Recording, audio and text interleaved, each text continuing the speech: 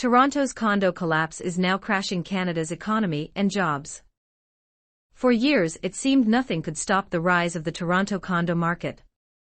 The city's skyline bristled with cranes, a symbol of endless growth, and a seemingly bulletproof investment for thousands. Now that boom has soured, leading to what many are calling a condo crash. But what does this mean for the rest of Canada, and how will it impact our job market? This isn't just a story about real estate, it's a story about a massive economic recalibration that will ripple out from Toronto's towers to affect tradespeople, banks, and homeowners from coast to coast. The unwinding of a speculation-fueled boom. To understand where we're headed, we must first understand how we got here. The current crisis is less of a typical housing cycle and more of an unwinding of a decade of market imbalances, turbocharged by low interest rates and rampant speculation. The perfect storm began in 2022.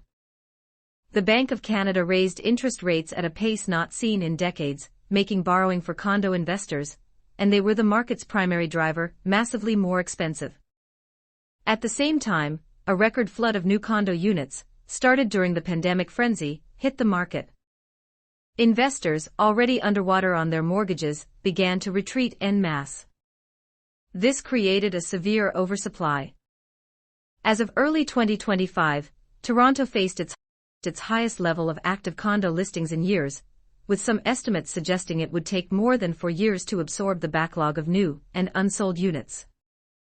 The result has been predictable: prices have fallen, with major economists predicting another 10% decline in 2025, bringing total losses to 15 to 20% from their 2023 peak.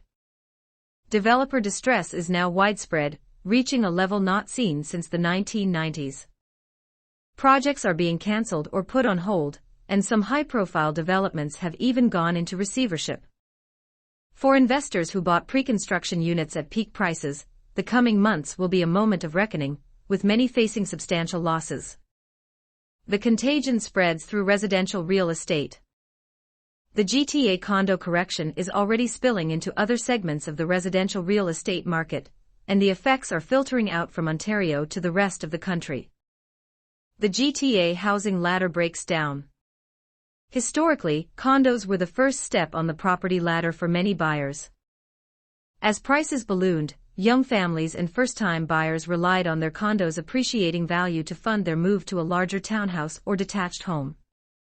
Now that the condo rung of the ladder has buckled, this entire process is stalling.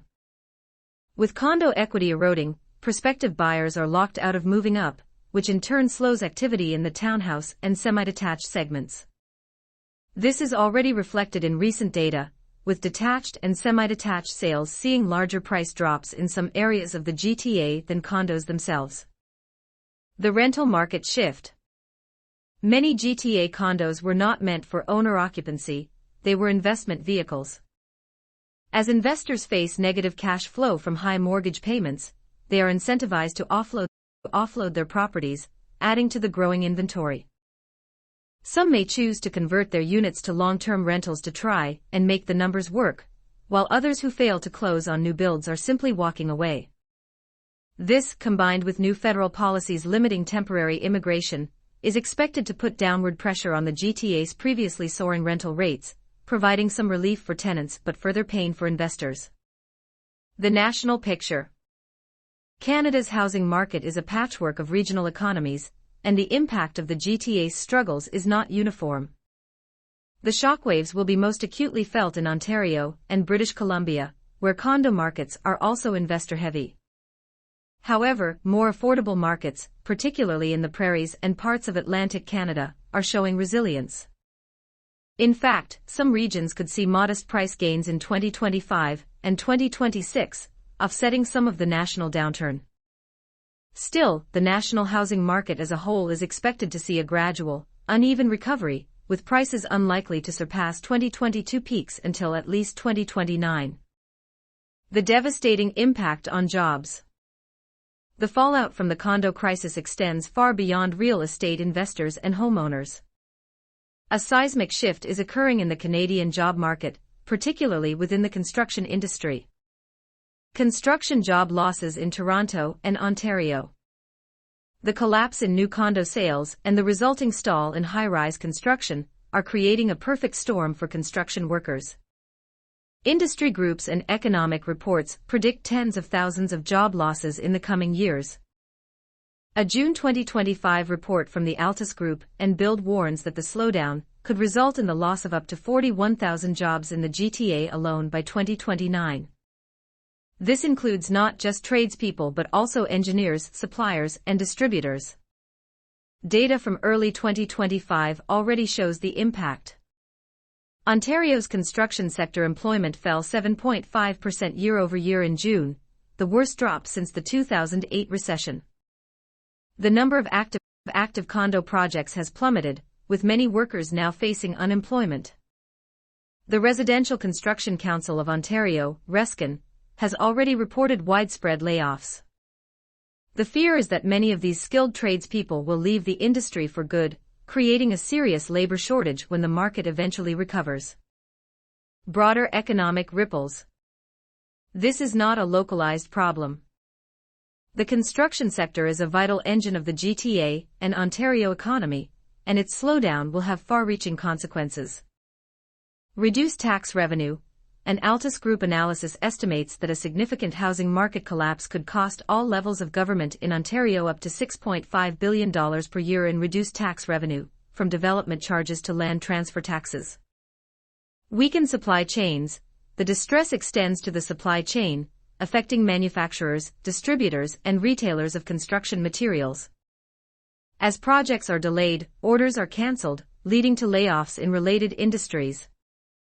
Waning consumer confidence, high economic uncertainty, compounded by the trade tensions affecting other sectors like manufacturing, has made Canadians more hesitant to make major purchases. This dampens overall economic activity and could lead to slower job growth across Ontario and Canada.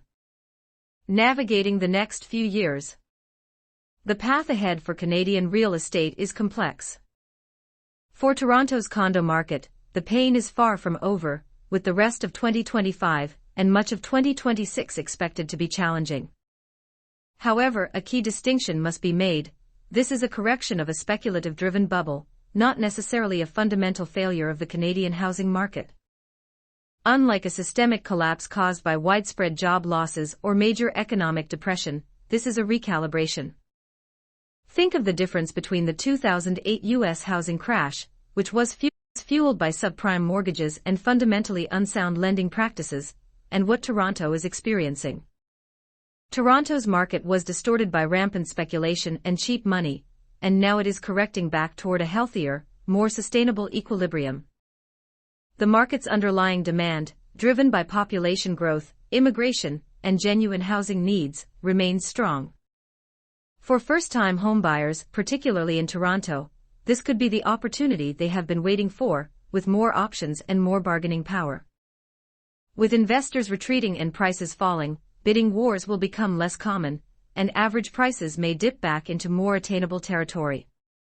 For young couples and families, this temporary market weakness could be their entry point into homeownership, allowing them to finally step onto the property ladder without overextending themselves. This doesn't mean it will be easy. Financing at higher interest rates is still a major hurdle, but the playing field is evening out. The biggest long-term risk isn't the crash itself, but the drastic drop in new construction. We've seen construction starts plummet in 2025, reaching levels not seen in decades. This is creating a dangerous feedback loop.